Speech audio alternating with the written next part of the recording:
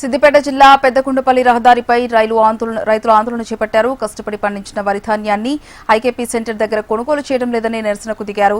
తూకం వేసిన వడ్లను సైతం వెయిట్ లాస్ పేరుతో కొనుగోలు చేయడం లేదని ఆగ్రహం వ్యక్తం చేశారు. ప్రభుత్వం రైతు సమస్యలను ఇంకెప్పుడు పరిష్కరిస్తుందని వారు ప్రశ్నించారు.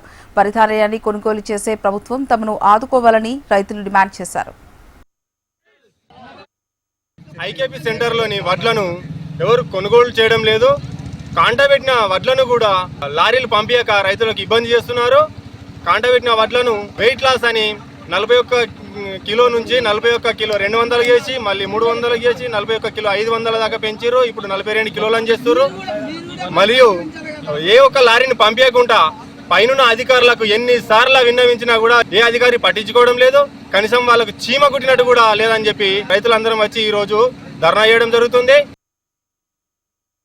ఒక లారీ పంపడం లేరు. లారీ పోయిన తర్వాత మళ్ళా వెయిట్ లాస్ అని మళ్ళీ అట్లా కట్ చేస్తున్నారు.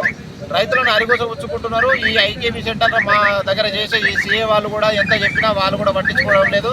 పైనుంచి మాకు ఎంత మేము చేసినా కానీ మాకు వాళ్ళు నిర్లక్ష్యం వహిస్తున్నారు. లారీలు పంపిస్తలేరని చెప్తున్నారు.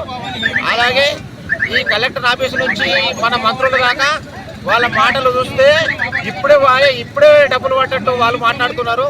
ఏ ఒక్క వడ్ల కొనుగోలు కేంద్రంలో కూడా ఈ నిర్లక్ష్యం, ఒక లారీ వచ్చడం లేదు, లారీ దిగడం లేదు. దిగిన లారీ కూడా వెయిట్ లాస్ అని కట్టి చేసుడు అవుతుంది. ఇప్పుడు 42 కిలోలు పెట్టమని ఇవాళ మాకు చేయడం జరుగుతుంది. మాకు అసలు ఈ రైతుల బతుకుడా చచ్చుడా మాకు ఏం అర్థమైతలేదు. రైతులను అరిగోసులు ఉంచుకున్న ఏ ప్రభుత్వం కూడా గద్దెనెక్కి ఉండదని కూడా మేము మళ్ళీ హెచ్చరిస్తున్నాం.